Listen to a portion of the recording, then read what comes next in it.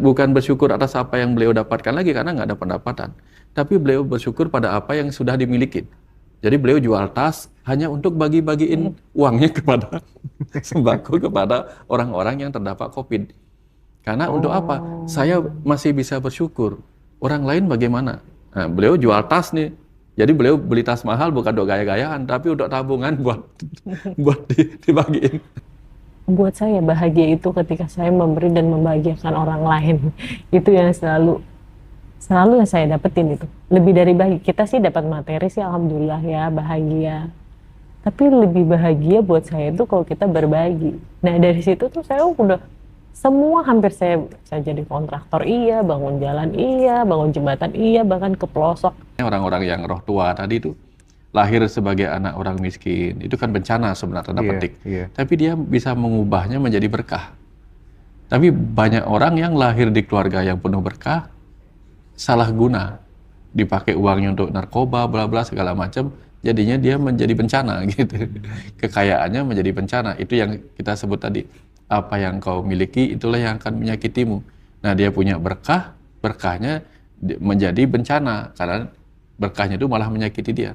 Tapi ketika orang itu mempunyai kesadaran yang agak lebih dalam, lebih luas, dia bahkan bencana yang menyakiti itu diubah menjadi berkah yang bisa dinikmati. Itu hebatnya orang-orang yang roh tua gitu.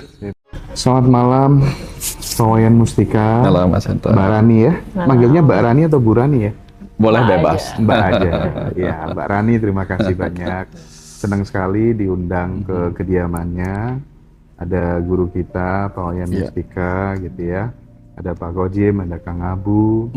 Tapi ngomong-ngomong, gimana sih awal ketertarikannya Mbak Rani ke guru-guru yang model begini gitu? Karena kenapa nggak ngundang Habib-Habib yang pakai itu, ya kan? Nggak ngundang ustadz-ustadz yang sering-sering ngisi di TV kayak gitu, tapi kenapa justru ini Pak Wayan Mustika, agamanya beda lagi dengan Mbak Rani gitu kan? Ya, itu gimana? Ceritanya gimana dulu? Nah, saya tuh perjalanan sih Mas Hendra. Jadi awalnya saya juga kecil tuh anak madrasah juga kok gitu, ngaji juga sama kiai. Tapi di dalam perjalanan ada yang hampa gitu di dalam diri. Melalui perjalanan saya pernah ada di mana-mana lah. Ya. Di mana aja emang? Ikut harga. Awal-awal tuh ikut orang tua tuh di Muhammadiyah dulu. Oh iya, iya. Terus sempat di NII, sempat juga di LDII. NII juga? LDII juga. LDII, Ya, oke, seru, gitu. seru. Tapi ya itu nama perjalanan ya. Iya, iya, iya. Jadi semuanya kok saya lihat tuh ujung-ujungnya tuh apa ya? Hanya yang diuruskan hanya ritual aja gitu. Terus ada yang kosong lah. Pertama kali sih memang yang membuat saya begini tuh saya bertemu dengan Pak Rahmat dan Pak Saiful Karim. Nah, terus agak menarik adalah bicara tentang kehidupan dan arti-artinya tuh di luar apa yang selama ini saya udah pelajari. Di sana saya ketemu dengan Pak Wayan. Kebetulan kan kalau Pak Saiful tuh ya pertama kali saya kenal Pak Wayan tuh Pak Saiful yang memperkenalkan perjalanannya. Dari Pak Wayan terus tiba-tiba ya mengalir aja. Ketemu Pak Kojim, Mas Setyo, ketemu guru-guru Kang Abu, Ida Resi, sampai malah pernah ke NWL tuh Pak Irmansyah, gitu, kemana-mana. Tapi yang saya cuma yakin tuh semua ini mengajarkan tentang kesadaran sih. Itu saya kepengen tahu apa sih makna hidup kita tuh selama ini kita hidup tuh untuk apa gitu. Saya hanya pengen kesadaran sering tuh dari kecil tuh. Kalau dengar selaman dulu saya waktu SD itu Mas suka apa sih kita tuh kalau puasa selalu ngumpulin ceramah terus tanda tangan sama ustadz gitu. Waktu kecil kan sering itu tuh ada selalu tugas dari sekolah tuh. Masih inget aku iya. Iya kita disuruh cerita terawih, habis terawih kan kita disuruh itu terus dikumpulin gitu. Terus ada satu ketika tuh ada perjalanan tuh agak nakal sih. di dalam diri saya. Kalau manusia itu, saya agak takut juga ngomongnya, yang benar di dunia ini cuma satu gitu lah, seorang nabi gitu. Terus lalu manusia yang lain ini untuk apa? Iya gitu. lagi, benar. Itu aja sih, kenakalan pikiran yang timbul lah, sehingga saya mau mencari kedamaian sebenarnya, kesadaran di dalam diri, nggak ada pengen yang lain gitu. Begitu saya lihat guru-guru yang lain di luar agama saya, kan muslim ya, oh ternyata ngajarinnya tuh hampir sama kok, maksudnya tentang kebaikan, dan ujungnya tuh apa ya, kalau di Islam tuh jika kamu berbuat baik, kebaikan balik lagi sih ke kamu, itu terus karma atau konsekuensi gitu kan. Jadi perjalanan hidup ini tuh konsekuensi apa yang kita jalanin sih sebenarnya gitu. Akhirnya membuat diri saya untuk merasa damai, nyaman aja kalau ya walaupun manusia ya Mas Hendra, ketika kena masalah digebuk, ya sisi luar dulu kan, fisik kita dulu nih ngerasain sakit, hati saya kan juga nggak bisa, tapi lama-lama nah saya mencari suara kecil yang di hati itu tuh keluar. Ya udah, apa yang hadir itu kan emang udah perjalanan. Toh semua harus dijalanin dan akan baik-baik aja gitu. Iya. Pak Wayan, itu sebenarnya pikiran liar, kenakalan berpikir itu sebenarnya apa sih ya? Maksudnya tuh ada kaitannya sama memori-memori DNA leluhur yang dulu atau seperti apa? Karena nggak mungkin deh kalau tiba-tiba terus kemudian tertarik nyoba NII, aku nyoba di Hidayatullah, aku nyoba di Thorikot ABC, Gerakan Fajar Nusantara, HTI, Muhammadiyah, LDII, semuanya dipergauli gitu kan. Nah, mungkin bisa dielaborasi lebih luas, Pak. Iya, kita kan punya body, mind, and soul, Mas Hendra. Body, tubuh. Ketika kita masih kecil, kita nyerah aja nih. Dikasih bubur, dikasih susu, ya udah kita makan aja. Nggak ada keinginan kita untuk pingin yang lain gitu. Tapi begitu kita mulai punya gigi, kita mulai ini mengeksplor apa sih yang bisa digigit, yang bukan hanya bubur. Setelah kita beranjak lagi, udah mulai milih nih. Masa bubur terus sih, masa susu terus, kita bisa milih nih. Mungkin makan ini, makan daging itu, makan pizza. Mulai ada keinginan kita untuk mencicipi yang lain. Apakah itu kenakalan ketika tubuh kita tidak hanya mau berhenti pada apa yang dulu dijejalkan kepada kita waktu kita masih kecil. Begitu kita mulai punya selera, punya keinginan, pasti kita memilih berdasarkan selera kita. Aku ingin mencicipin pizza. Begitu ada restoran baru, ada jual misalnya minuman yang manis, coba yang ini deh, gitu kan. Nah sama, ketika pikiran kita lapar, dulunya dia diberi makanan berdasarkan kurikulum, karena dia nggak bisa berontak. Tapi kapan kemudian dia mulai punya keinginan, apakah itu kenakalan? Sebenarnya enggak, dia hanya ingin tahu lebih banyak, mencicipi pengetahuan lain untuk mengembangkan dirinya sebagai otak yang tidak terbatas. Artinya kapasitasnya sangat-sangat luar biasa itu. Ya, kalau dia hanya kamu cicipin ilmu ini aja gitu. Terus kapan dia mengenal ilmu yang lain gitu. Nah, muncullah dorongan dari dalam dirinya untuk memang membebaskan diri dari keterkungkungan atas pelajaran tertentu. Maka dia dengan sendirinya secara alami itu berkembang mencari pengetahuan ini, pengetahuan itu. Tiba-tiba pingin tertarik ke sana, pingin tertarik ke sini, sampai dia menemukan titik di mana visi misinya yang sesuai dengan kematangan jiwanya di situ. Nah, sama dengan kita TK, SD, kan banyak pengetahuan yang kita diajarkan. Apakah semua pengetahuan TK, SD itu kepake ketika kita akhirnya memilih jurusan kita sendiri? Nggak nyambung. Kita belajar agama di sekolah kurikulum agama bahasa Indonesia apa saja gitu misalnya. Begitu kuliah jurusannya ekonomi. Nah, tapi kan kita juga pasti mencicipi semua ilmu tadi kan. Itu tadi. Ada kemudian masa seperti yang dialami Mbak Rani di perjalanannya. Akhirnya, ini yang akhirnya saya harus cari. Tapi dasar-dasar ini harus sama nih, gitu. Dasar-dasar pelajarannya lompat sana, lompat sini, dapat sini, dapat sini. Udah, itu hanya dasar-dasar untuk akhirnya ketemu puncak. Ketemu puncak yang membawa kepada passion jati dirinya dan seterusnya. Ya, kira-kira di situ Mas Yana. Ya. Nah, tapi kan banyak rani-rani yang lain yang dia tidak lompat-lompat, sehingga kemudian sampai detik ini sumbunya masih pendek. Berbeda dengan rani yang sebelahnya Pak Wayan. Ya. Pertanyaan saya, apakah kemudian kesadaran itu yang diperoleh Mbak Rani ini, itu tuh free will atau blessing dikasih sama Tuhan? Ini nih anugerah gitu, sudah sesuai dengan skenario misi jiwanya atau gimana ngebedain itu? Ya. Setiap orang sebenarnya diberikan dorongan untuk mencari kebebasan. Setiap orang. Siapa sih yang mau diikat? Cuman siapa saja yang berani melepaskan ikatannya itu yang mendapatkannya. Ya, kan kita semua secara alami ingin bebas nih Mas Hendra. Semua orang.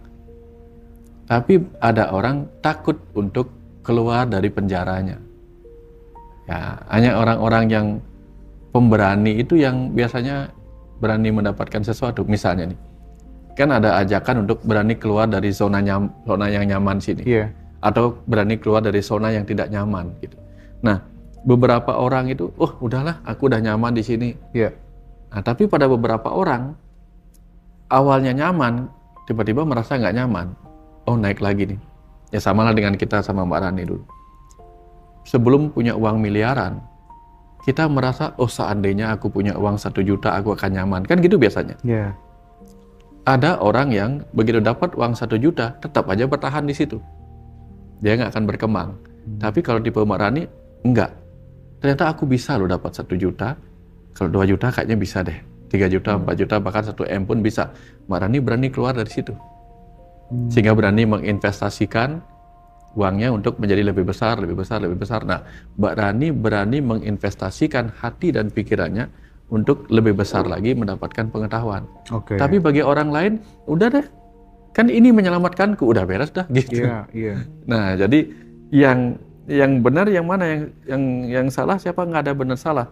Yang ada adalah orang yang berani bertumbuh apa tidak berani bertumbuh. Nah, gitu aja sih. Oke, sebelum aku geser lagi ke Mbak Rani nih. Ya, ini nih kita tahu ya apa yang dilakukan oleh Mbak Rani dan keluarga. Ya. Beliau menyelenggarakan kajian-kajian tasawuf seperti ini, spiritual yang universal seperti ini. Aku melihatnya nggak hitung-hitungan, nggak hitung-hitungan gitu. Nah, apakah kemudian guidance dari Tuhan itu disebabkan karena memang dari dulu orang ini suka bikin tabungan kebaikan yang banyak gitu, sehingga karena bikin tabungan memberikan banyak kepada kehidupan ini, maka secara tidak langsung kehidupan ini juga membalasnya gitu. Aku tunjukkan ke jalan yang tepat, tapi lewat jalur ini itu ada kaitannya nggak sih tabungan-tabungan kebaikan itu dengan guidance yang dikasih Tuhan secara langsung? Saya seorang yang pengamat, Mas Hendra. Dan saya kenal Mbak Rani bertahun-tahun yang lalu, bahkan sebelum pandemi udah kenal Mbak Rani, udah lama ya. Yang saya amati pada Mbak Rani dan Pak Tony adalah beliau berdua adalah tipe orang yang bahagia ketika apa yang membuat beliau bahagia bisa dirasakan oleh orang lain gitu. Itu kuncinya. Sehingga ketika beliau bahagia mendapatkan pengetahuan dari guru A, maka dia akan bagikan gurunya, tanda petik, dengan orang-orang yang lainnya. Maka beliau akan mengundang teman-teman yang seperjalanan untuk didatangkan guru yang membuat beliau bahagia karena mendapatkan ilmu baru. Setiap kali dapat guru-guru yang memberikan tambahan pengetahuan, beliau bahagia. Maka diberikanlah, itu dipersembahkanlah guru dan pengetahuannya kepada teman-teman. Terus begitu nih Mas Hendra. Nah, itu yang terjadi. Bahkan karena sering ngobrol sama Mbak Rani, bahkan ketika beliau menemukan rasa syukur bahwa saya masih ada nih, walaupun pandemi saya masih ada. Nah, pada saat itu bukan bersyukur atas apa yang beliau dapatkan lagi karena nggak ada pendapatan, tapi beliau bersyukur pada apa yang sudah dimiliki. Jadi beliau jual tas hanya untuk bagi-bagiin uangnya kepada sembako kepada orang-orang yang terdampak COVID. Karena untuk apa? Saya masih bisa bersyukur. Orang lain bagaimana? Nah, beliau jual tas nih. Jadi beliau beli tas mahal bukan untuk gaya-gayaan, tapi untuk tabungan buat dibagiin. Nanti Mbak Rani cerita. Ya, jadi beliau kan bagian dari apa, Mbak? Kartini apa? Oh, dulu ada dulu ya, jadi sahabat Kartini. Ya. Itu salah satu komunitas yang dibikin sama beliau kalau nggak salah. Aku sempat lihat-lihat gitu di catatan Rani gitu ya. Ya. Nah kayak gitu Mas Hendra. Jadi berbagi itu tujuannya, saya bahagia, saya bagiin. Saya bahagia, saya bagiin. Karena nah itu adalah level orang yang sudah SMS-nya lain. Kalau SMS level bawah, senang melihat orang susah. Susah melihat orang senang. Nah kalau Mbak Rani sama Pak Tony levelnya yang kedua, senang melihat orang senang, susah melihat orang susah. Karena beliau duluan mengalami senang dan susah itu. Jadi ketika beliau senang, orang lain harus senang nih, dibagiin. Tapi begitu beliau susah, orang lain nggak boleh susah nih, dibuatin senang kayak tadi itu. Gitu. Nah itu yang saya amatin dari perjalanan beliau selama ini gitu. Sehingga kajian-kajian di sini seperti Mas Hendra lihat, nggak ada yang berbayar, nggak ada yang gini-gini, malah keluar uang banyak nih. Iya. Makanya waktu aku all out kadang-kadang. Waktu aku di WA gitu ya, bahkan ditawarin beli tiket dan lain sebagainya gitu. Enggak Mbak, saya datang ke sini, saya tuh suka keluarga yang model kayak gini gitu ya. Bahkan saya tuh sama circle saya, yuk kita kumpulin uang yang banyak. Nanti kalau pas ada kondisi susah, orang-orang banyak yang butuh ditolong, biar tetap kehidupan ini imbang, kita hadir, kita tolong mereka gitu. Makanya saya meskipun besok siang saya sudah harus ke Malang juga, udah semangat aja datang ke sini gitu kan. Tapi saya tahu, saya juga pengamat Mas Hendra. Waktu kita pergi dari Juanda ke Tuban itu, saya amatin kapan Mas Hendra berhenti. Begitu ngeliat musafir langsung berhenti, apa yang Mas Hendra bagiin. Wow, ini walk the talk nih.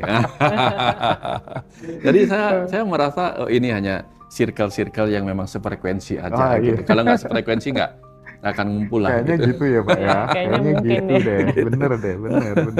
Jadi kayak daya tariknya itu loh. Iya. Aku sepakat dengan statement Pak Wayan. Mbak Rani mulai bikin kajian-kajian kayak gini tuh sebenarnya mulai kapan sih Mbak? Dan tadi sebenarnya sudah dijelaskan sama Pak Wayan, tapi saya pengen dengar langsung gitu motivasinya apa sama Bapak, kok konsisten gitu melakukan hal seperti ini dan tidak murah juga sebenarnya, gimana Mbak? Jadi sedikit cerita masa kecil saya tuh kalau bukan dibilang masa susah ya, masa dimana pembelajaran awal hidup saya. Jadi waktu kecil tuh kan orang tua saya tuh pisah, saya tinggal sama nenek. Jadi saya kayak ada sumpah di sana waktu saya tinggal sama nenek. Saya kan merasakan hidup yang jauh dari orang tua gitu. Pokoknya nih ya, saya tuh sumpah tuh umur kelas 3 SD. Ya Allah gitu dulu saya doanya. Jika saya diberi aja hidup yang Engkau beri saya itu rezeki atau rezeki, kalau saya bicara rezeki, saya akan membagikan semua ini untuk orang yang susah seperti ini gitu. Jadi awalnya dari situ sih Mas Hendra.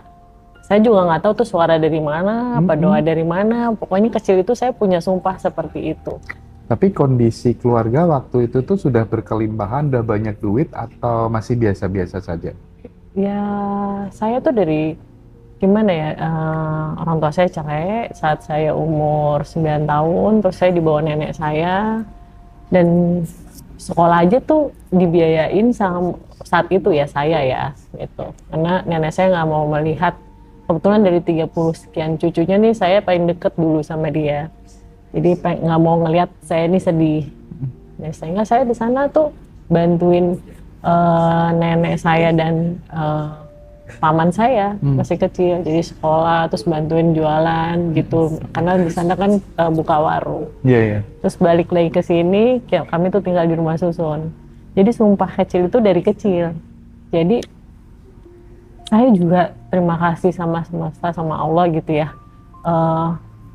Perjalanan saya itu nggak mudah dan nggak gampang. Saya 19 tahun itu udah kerja dan kuliah sendiri. Maka kalau Mas Hendra lihat catatan Rani di situ ada saya waktu pandemi bagikan orang di rumah susun gitu. Saya ingat masa saya di rumah susun yang di sampingnya tuh rel kereta api. Jadi mau belajar aja dengerin suara kereta api gitu. Jadi memang itu sumpah saya sih. Sehingga saya juga bicara sama Pak Wayan. Kenapa saya melakukan apa yang Pak Wayan bilang? Ketika saat saya susah, saya nggak tahu harus gimana, pandemi, dan ya saya jadi cerita ada kita bicara di dialog berdua tadi, partner saya dulu tuh main sama Pemda tanah gitu, terus taunya beliau meninggal dan saya ditinggalin begitu aja, sementara saya punya partner bisnis yang saya harus ganti uang tuh puluhan miliar, ratusan miliar. Sementara tanah-tanah yang udah kita bebasin tuh belum terbayar di DKI. Akhirnya saya itu di 2022 ya Pak Wayan ya, seperti mengalami psikomatik. Saya selalu telepon Pak Wayan, Mbak, semua pasti akan lewat kata Pak Wayan gitu. Sabar aja, dan untuk menjual, saya ada aset di Semarang, untuk menjual aset saya tuh nggak mudah dan nggak gampang. Bahkan ada memang tanahnya luas, puluhan hektar, tapi ada bintik-bintik sertifikat lah di tengahnya. Jadi udah kemana-mana, keliling saya kemana-mana. Udah sampai di satu sisi pandemi juga, saya ngeliat, saya tuh cuma bersyukur aja sih Mas Hendra. Perjalanan saya tuh nggak mudah sampai di titik ini. Saya aja ngebiayain adik saya kuliah dulu, baru saya melanjutin kuliah gitu. Aku banget tuh.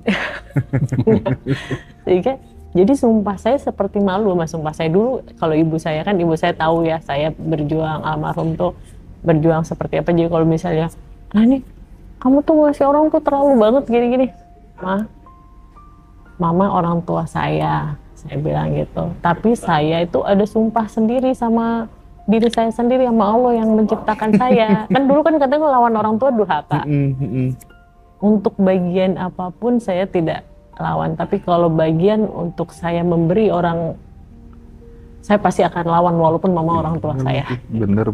Karena itu janji saya sama entah diri saya sendiri, ya sama Allah gitu kan. Jadi ya itu. Jadi kalau ditanya sampai saat ini tuh bisa apa sih? Ya udah, semakin saya susah, saya bilang Pak Wayan, saya jual aja tas saya, tas branded saya bagiin orang lain. Semakin saya susah, kadang-kadang saya hobinya lari Mas. Iya. Lari itu saya selalu ngantongin uang. Tas branded tuh waktu itu dijual harga berapa waktu itu? Wah, sampai miliaran kali ya. Karena satu tas itu harganya itu ya lumayan ratusan juta gitu ya. Pas COVID itu ya? Awal COVID. Dan luar biasa lah saat itu ya, saya juga nggak tahu saya melakukan hal itu aja. Padahal tuh bukan utang sih, kita kerja sama, tapi partner yang kerja sama ini nggak mau tahu karena saya yang maju di depan.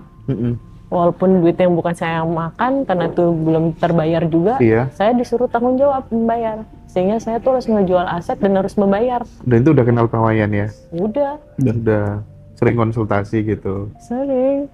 Saya kenal Pak Wayan dari yang kami di zona nyaman-nyaman aja. Oke. Gitu, itu sampai saya jatuh, saya bilang, saya tuh jatuhnya tuh, kalau orang sih jatuh ngebul-gebul masih di darat ya. Kalau saya bilang, saya tuh dari terbang, atau masuk ke dasar laut nih, begitu keluar menggap-menggap mau gimana. Itu pas momen COVID ya, Mbak jatuhnya, benar-benar jatuh. Dan kebetulan beliau sih yang ada penentu yang di sini nih yang meninggal mendadak, karena CA 6 bulan meninggal. Jadi ya saya harus tanggung jawab sama teman-teman saya yang uangnya juga dipercayakan kita bareng-bareng. Saya sendiri juga hilang puluhan M. Mereka juga hilang, tapi mereka saya bayar dengan menjual aset saya. Dan menjual aset itu perlu waktu tuh 2,5 tahun. Mas Hendra bisa bayangin, tidak ada penghasilan, yang uang nggak kita pakai, dibilang kita make, omongan segala macam. Wah, itu makanya saya bilang itu tuh sampai ke dasar laut. Tapi balik lagi seperti suara kecil waktu saya kecil. Ketika saya susah, saya nggak punya apa-apa dulu. Bahkan dulu di rumah susun aja, kalau kebanjiran aja, lagi tidur aja, tikus tuh jalan-jalan di kaki saya gitu kan, ibaratnya. Lah, saya ini susah saat ini, ya rumah saya masih di sini. Saya juga anak-anak masih sekolah, masih berkendaraan. Ini kok kayaknya saya nggak ada rasa syukur banget. Sehingga ya udah, tas-tas saya ya saya jual, saya bagi-bagikan. Dan semakin saya susah, yang saya lakukan, saya Pak Wayan, semakin saya susah, yang saya lakukan itu malah memberi Malah memberi. Saya juga nggak tahu kenapa bisa gitu. Kalau ditanya saya nggak tahu, itu dari dalam diri saya aja. Dan hanya itu yang membuat saya tuh bahagia, Mas Hendra. Karena kalau saya ada orang susah, saya nggak bisa bantu, saya menderita. Itu bener-bener saya menderita banget. Seperti saya gini, ini orang tuh datang tuh minta bantuan, terus saya nggak bisa. Saya tuh seperti nggak dipercaya sama semesta gitu. Seperti itu, ini yang datang itu kan dia gitu. Terus kalau saya nggak bisa ngebantu, rasanya penderitaan tuh luar biasa. Tapi ketika saya bisa memberi atau tangan kita di atas tuh, saya seperti merasakan semesta mempercayai saya, memakai diri kita untuk memberi kepada semesta yang lain gitu. Jadi aja. Kalimat give and then you will get tuh bener-bener real, bener-bener nyata gitu. Tetapi Mbak Rani, waktu pertama kali keluar nanti kalau aku dapat rezeki besar, aku akan, itu tuh kelas berapa? SD? Kelas 3 SD. Kelas 3 SD. Nah, setelah kelas 3 SD itu, apakah kemudian kebiasaan berbagi, kebiasaan nggak tega melihat orang susah itu sudah muncul waktu masih kecil, atau sebenarnya munculnya karena setelah dewasa dapat data-data, kajian-kajian, atau gimana? Dari kecil. Dari kecil ya? Dari kecil. Bukan karena kajian-kajian. Saya kecil, walaupun di organisasi mana-mana ya cukup terkenal, misalnya saya dapat 10, 9 saya kasih. Cukup terkenal begitu dulu di organisasi-organisasi dulu. Nah, tapi saya tuh bahagia, saya juga nggak ngerti Mas Hendra. Saya tuh kalau saya bisa berbagi gitu ya, bukan hanya materi, bahkan saya nih sama anak-anak saya ya di belakang gitu. Waktu kita pandemi kan, saya jual tas, terus kita bungkus-bungkus kan. Berbagi itu tuh bukan hanya harus punya uang. Kamu bantuin ibu aja nih, bungkus-bungkusin ini, terus kamu bagiin ke orang aja. Itu juga udah semesta pakai kalian untuk menyalurkan berkat semesta itu. Saya bilang sama anak-anak, sehingga anak-anak juga pada semangat. Gitu. Ya itu sih Mas Hendra. Pak Wayan. Ya. Pertama kali waktu saya kesini, kapan hari yang Pak Wayan di sini, yang beliau Mbak Rani sakit gitu ya. Iya. Bayangan saya, ini orang bisa kaya banget kayak gini, rahasianya apa gitu. Suatu saat aku akan tanya langsung deh, keturutan sekarang gitu ya. Pak Wayan, tapi gini ya, dari di Ngaji Roso kan juga sudah sering ya obrolan-obrolan, misalnya orang tuh dengan banyak berbagi itu benar-benar dipercaya sama kehidupan gitu ya.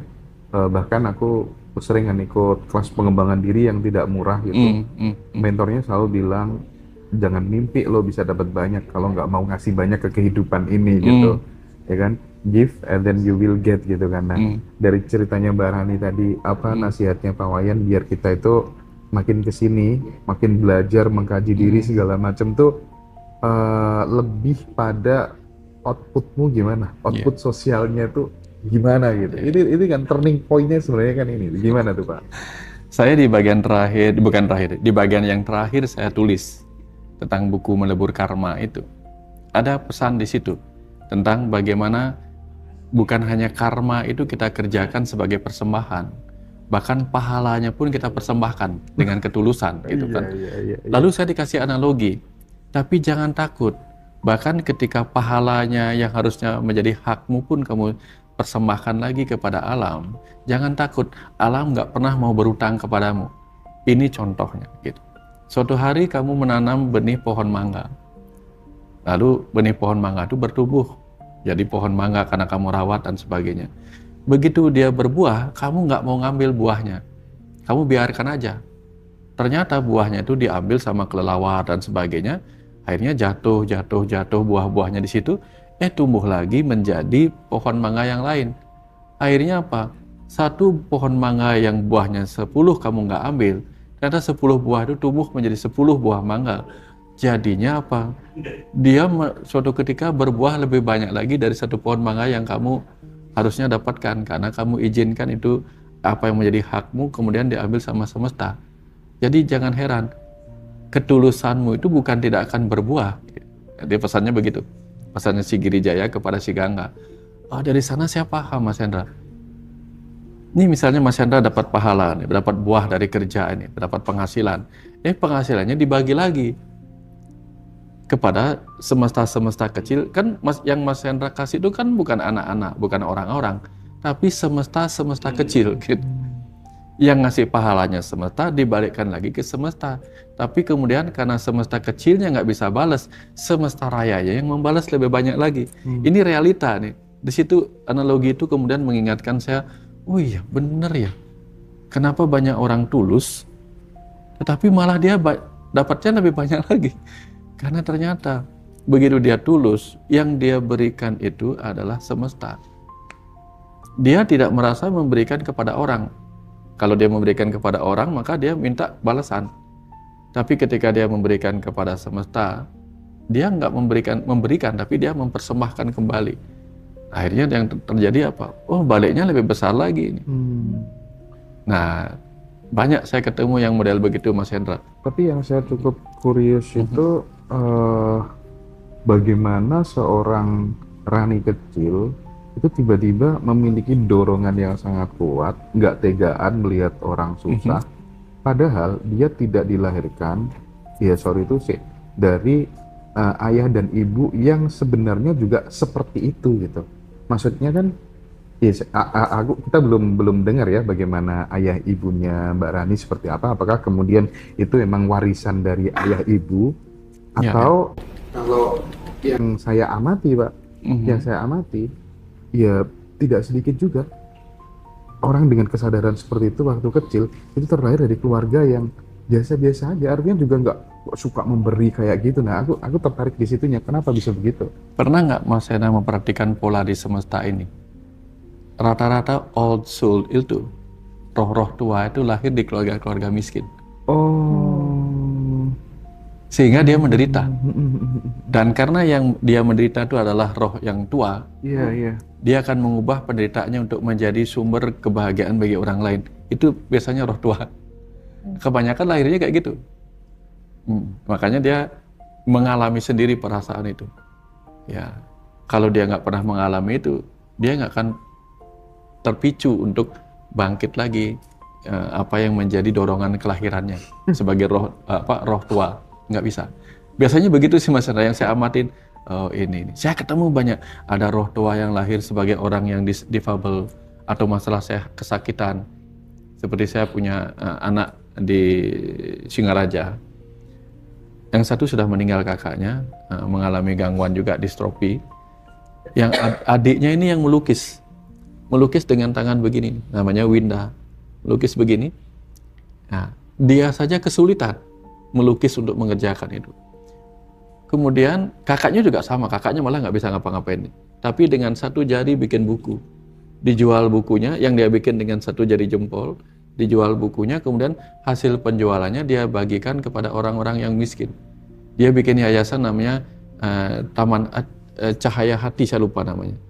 Nah, begitu kakaknya meninggal, adiknya yang terusin kadek Winda, ngelukis kayak gini, ini diangkat karena lemes. Jadi dia duduknya begini nih karena tulangnya, ototnya lemas kecil. Hasil lukisannya dia pakai untuk menolong orang. Sampai-sampai kemudian dia sendiri keluarga yang kurang mampu. Tapi begitu dinas sosial mau nolongin dia, dilihat dia nolongin orang lain. Oh, terpaksa dinas sosial nggak ngasih dia, kenapa? Orang dia mampu kok nolongin orang lain. Sementara dia nolongin orang lain karena dia sadar rasanya tidak mampu gitu. Nah sekarang kayaknya nggak tahu kapan ini lagi mau pameran di Cina, karena lukisan beliau tuh dipamerkan di situ sebagai seorang yang mengalami kesulitan juga. Kebayang nggak bagaimana roh tua lahir di situ? Saya karena paham ini roh tua nih gitu.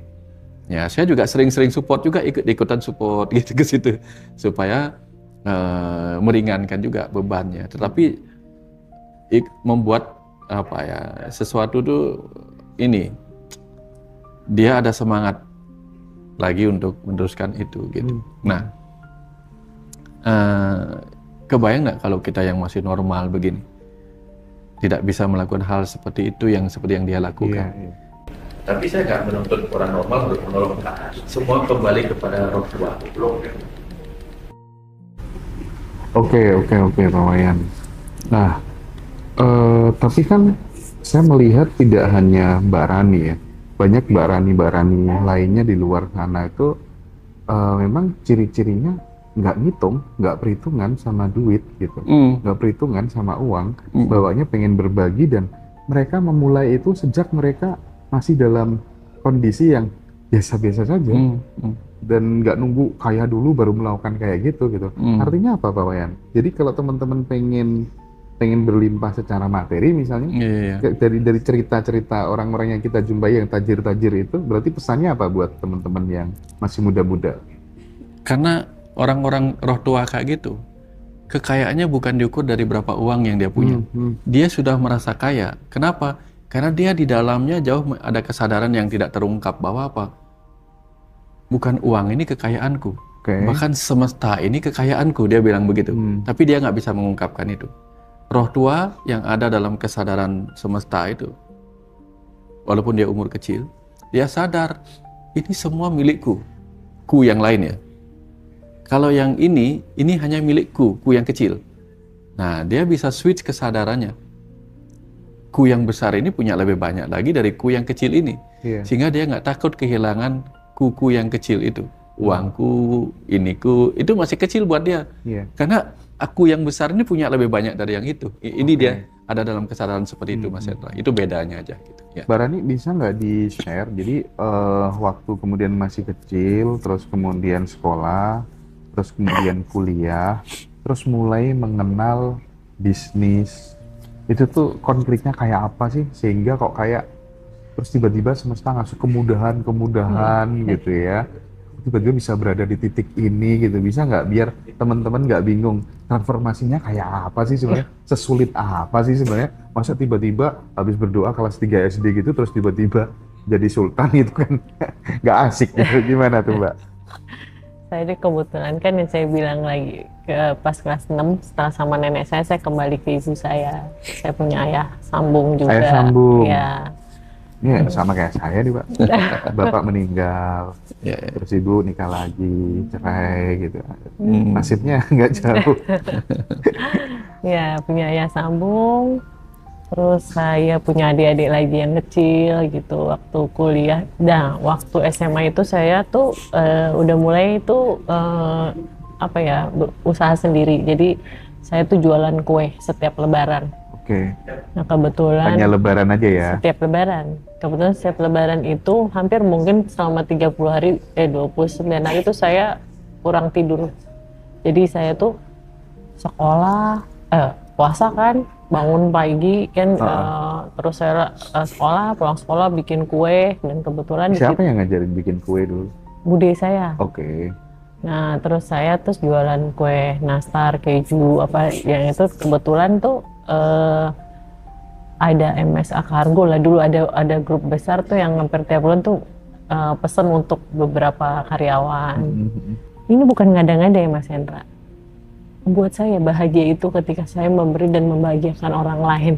Itu yang selalu yang saya dapetin itu. Lebih dari bahagia, kita sih dapat materi sih alhamdulillah ya, bahagia. Tapi lebih bahagia buat saya itu kalau kita berbagi. Nah dari situ tuh saya udah semua hampir saya jadi kontraktor iya, bangun jalan iya, bangun jembatan iya, bahkan ke pelosok yang namanya bangun, kan kita ada desa transmigrasi tuh di daerah Sumatera Selatan tuh dulu. Itu kalau kita mau dapat pengerjaan pipa air bersih tuh kanan kiri itu buaya. Saya melewati itu, jadi kalau dibilang kerja tuh udah segala macam bekerja. Dan saya mengalir aja. Saya nggak pernah punya cita-cita, saya harus bikin perusahaan ini, saya harus besar ini, enggak. Sampai di titik sekarang itu ya apa yang hadir sama saya kerjakan aja dengan baik. Waktu itu saya pernah untung di tanah, terus saya akhirnya bangkrut gara-gara tanah juga kemarin itu. Ya udah saya jalanin aja. Tiba-tiba saya sekarang bisnis, saya tuh orangnya gaptek Mas Hendra. Karena mungkin biasanya kerja waktu itu juga udah punya sekretaris, jadi males, nggak pernah ngetik, nggak pernah apa gitu ya. Jadi saya ya itu balik lagi, saya setelah saya menjual aset, saya kan mulai berbisnis lagi nih untuk selesai pandemi dan membayar teman-teman saya yang pada harusnya kerjasama sih rugi sama-sama rugi. Nah, tapi mereka ini nggak mau, pokoknya saya dianggapnya harus bertanggung jawab aja gitu. Ya udah, buat saya ikhlas aja. Menjual aset, membayarin nggak apa-apa, saya ikhlas aja. Toh saya dapetin rezeki dari semesta, ya udah saya bayarin ikhlas aja. Dari situ saya cerita sama Pak Wayan, ayahnya saya bersyukur banget nih belajar ilmu berkesadaran, saya bilang. Jadi saya menanamkan sesuatu sama seseorang, tapi seseorang itu ketipu bukan karena dia nggak bisa kerja dan bukan dia yang mau menipu, tapi dia itu yang terpaksa melakukan karena dia didorong atau dalam ancaman seseorang. Jadi uang saya yang harusnya buat modal dia bayarin ke orang. Ini orang si X ini. Terus saat itu sebenarnya saya bisa memenjarakan dia, Mas Hendra. Sangat bisa sekali karena aliran dana apa segala. Tapi saya berpikir gini, ini orang nggak salah. Dia itu hanya terjebak oleh situasi yang dia sendiri harus melakukan hal itu. Ibaratnya kan kalau istilahnya babi haram kan, kalau kata Pak Kojim tadi, di tengah hutan kita nggak ada makanan, ada babi kita makan lah gitu kan Pak Mas Hendra kan. Jadi ini orang melakukan itu. Jadi yang saya pilih adalah merangkul dia karena saya lihat dia bisa kerja. Dengan utang dia yang sekian banyak itu di bulan Januari, bulan Januari lah, September. Terus ketahuan baru bulan Januari dia nggak punya apa-apa, nggak bisa apa, tapi dia bisa kerja dan dia punya anak buah yang sangat loyal. Saya bilang, ayo kita cari kerjaan. Saya bilang, kita cari kerjaan, saya support kamu lagi, kamu bisa kerja, tapi sekarang kendalinya di saya. Saya bilang, terus saya melihat tuh situasi dia seperti saya bercermin diri saya di 2022 di awal pandemi dulu. Jadi saya rangkul dalam waktu 4 bulan dia bisa membayar itu semua, dan sekarang saya justru alhamdulillah dikasih kerjaan yang amazing buat saya. Saya mengerjakan beberapa target bisnis yang itu menggantinya mungkin ya nanti kalau ini terus berjalan ya lebih daripada yang jauh. Jadi hidup itu cuma 2 pilihan pada saat itu, saya memenjarakan dia atau merangkul dia. Nah pelajaran Pak Wayan ini kan merangkul ya, pelajaran Pak Wayan, pelajaran Pak Kojim, pelajaran guru-guru yang lain gitu kan. Ya mungkin kalau kita nggak belajar itu ya mungkin kita milih yang pertama kali, udahlah menjarain aja gitu. Singkat aja gitu ya. Itulah makanya saya tuh sebenarnya kepengen kita semua tuh mendapat itu semua. Barani, itu aja. Kalau boleh flashback ya, kan setiap kejadian apapun itu, bahkan kita ditipu, dikecewakan, jatuh di titik terendah, sebenarnya kan ya kita sendiri yang menariknya gitu. Nah, menurut Barani, waktu itu apa sih kalau dievaluasi gitu, kira-kira yang bikin kejadian itu muncul dalam kehidupan Barani gitu? Misalnya kalau aku dulu juga pernah mengalami jatuh tuh karena iya kayaknya aku terlalu attach, pengen numpuk terus, ngumpulin terus, melipat gandakan terus, ujung-ujungnya nggak tahu jeda, jatuh gitu ya. Nanti pengalamannya Barani itu mungkin bisa di-share teman-teman biar jadi pelajaran buat semuanya. Cukup Mbak Rani aja yang mengalami hal itu, teman-teman ya gitu ya. Kira-kira gimana tuh?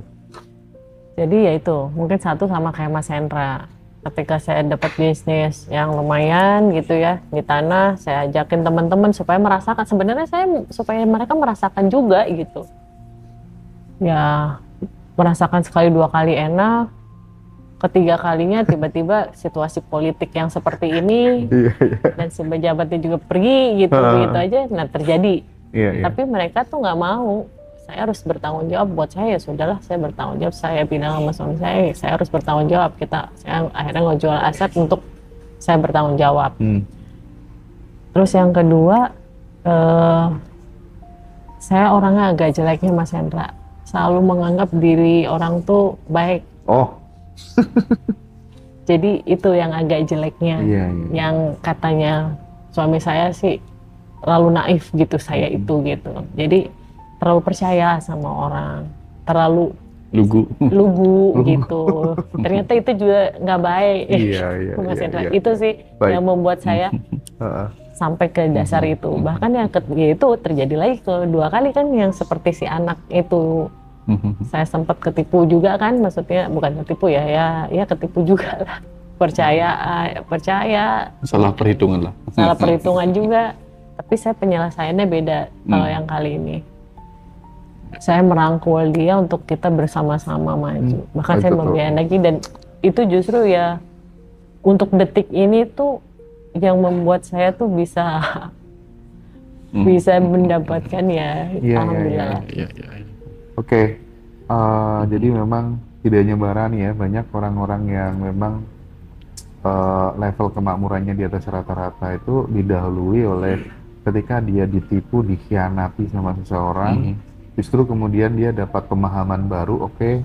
Kalau ingat justru didoakan, disayangi, dirangkul, itu justru melejit, bisa jadi tajir melintir bener-bener. Itu tuh ilmu aneh sebenarnya, tapi nyata gitu, terkonfirmasi lagi gitu. Nah, simpulin dikit dong Pak Wayan, terakhir nanti saya juga ada satu pertanyaan terakhir mungkin untuk Mbak Rani gitu, tentang yang terakhir itu tadi, termasuk Pak Wayan dulu kan sering cerita gitu, apa-apa yang kamu miliki itu yang akan menyakitimu gitu ya. Nah, nanti mungkin aku ada 1-2 pertanyaan terakhir untuk Mbak Rani juga. Silakan Pak Wayan. Iya, di dunia ini ada 2 tipe manusia, Mas Hendra.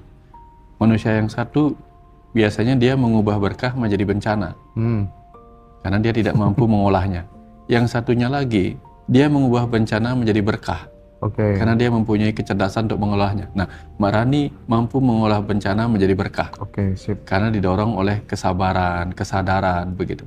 Nah, kalau orang yang tidak dikendalikan oleh kesadaran dan kesabaran, bahkan berkah pun menjadi bencana. Nah, ini contoh. Makanya orang-orang yang roh tua tadi itu lahir sebagai anak orang miskin, itu kan bencana sebenarnya, tanda petik. Tapi dia bisa mengubahnya menjadi berkah.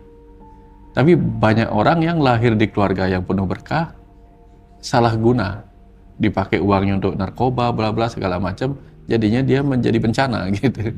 Kekayaannya menjadi bencana. Itu yang kita sebut tadi, apa yang kau miliki itulah yang akan menyakitimu.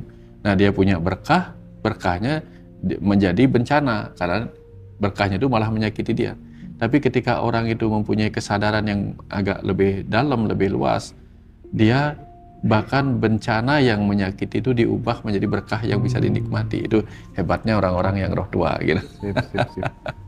Nah, terus gimana caranya Mbak Rani menginstall software kemakmuran itu ke anak-anaknya? Satu, ya, ke anaknya sendiri gimana gitu ya, biar nyari duit tuh nanti itu biar mudah, menyenangkan gitu kan. Satu. Yang kedua, kalau misalnya Mbak Rani dihadapkan ada anak dari keluarga yang nggak mampu, terus kemudian Mbak Rani dikasih amanah untuk kemudian membantu berkontribusi supaya anak ini nanti bisa melunasi penderitaan orang tuanya, bisa melunasi pola miskin di keluarganya. Ini nih pendidikan apa yang akan Mbak Rani ajarkan kepada anak dari orang tua yang kurang mampu tadi? Sedikit ya, waktu saya bekerja dulu belum punya keluarga, saya tuh kerjanya tuh ngumpulin anak-anak jalanan sebenarnya. Saya sekolahin, karena saya merasakan gak enak ketika kita harus bayar sekolah, nunggak terus dipanggil ke sekolahan kan gitu kan. Jadi saya tuh ngumpulin anak jalanan dulu itu Mas. Sampai saya berkeluarga, ya sedikitnya juga saya ada, ya sebenarnya bukan saya sih Mas Hendra, kita tuh dipakai aja sih sebenarnya ya, gerakan aja ya gitu. Nah, kalau untuk anak-anak saya sendiri, kebetulan saya itu kan orang tua yang jarang marah sama anak saya. Karena saya waktu hamil juga ikut parenting. Saya ikut parenting tuh jadi seperti kayak anchor di dalam diri saya waktu saya hamil anak saya yang pertama. Jadi waktu seorang anak begitu, ya tuh mungkin tadi saya dengar dari Pak Wayan juga ada memori masa kecil itu kan sangat itu ya. Jadi seorang anak itu kalau dimarahin, jadi dilihatin tuh Mas, sel-sel otak yang lagi mau bertumbuh miliaran itu ketika dia kena marah atau hentakan itu tuh runtuh tuh. Terlihat banget gitu kan. Kebetulan metode itu tuh dulu sekolah yang anak saya masukin tuh sekolah di Al-Falah itu metodenya Amerika dan agama lah gitu. Jadi saya kayak melihat itu di filmin gitu, otak anak saya runtuh, jadi saya jarang marah sama anak-anak. Bahkan hampir mungkin bisa dihitung sepanjang anak saya itu, mereka bisa tahu deh saya itu marah. Begitu saya negur, dan saya juga membiarkan, kebetulan suami saya juga membiarkan anak-anak dilarang-larang. Karena semakin dilarang dia semakin penasaran kan. Kayak dia waktu masih kecil dilarang pegang lilin, takut kena.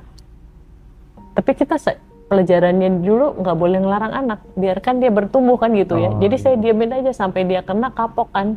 Jadi dia ngerasain, kalau nggak dia ngerasain kan dia penasaran terus mas. Itu sih pendidikan anak-anak. Dan anak-anak saya ya tumbuh dengan saya ya bebas aja dia memilih apa. Asal bertanggung jawab dengan apa pilihannya. Jadi karena anak yang gede juga gitu, waktu mau kuliah dia mau ini, saya minta ini. Terus berdiskusi dengan bapaknya atau bapaknya, nggak usah dengerin bunda, yang jalanin hidup tuh kamu. Kamu ya udah, saya kalau anak-anak bebas aja sih mas. Tapi paling nggak kita memberikan parameter dia, pilihan A, pilihan B. Kalau kamu memilih B, kamu mendapat ini. Kalau kamu memilih A, kamu dapat ini. Itu aja sih kalau untuk anak-anak. Inspiratif sekali obrolan malam hari ini dengan Dr. Wayan Mustika dan Mbak Rani. Terima kasih banyak Mbak Rani atas segala kebaikannya. Dan ini juga jadi booster gitu Pak Wayan untuk mengupgrade kepedulian kita kepada sesama, bukan hanya saya, tapi juga teman-teman semuanya ya. Jadi itu yang bisa kita sampaikan malam hari ini, sahabat semuanya. Sekali lagi terima kasih banyak buat Pak Wayan dan Mbak Rani. Kita ketemu di episode selanjutnya teman-teman. Terima kasih Mbak.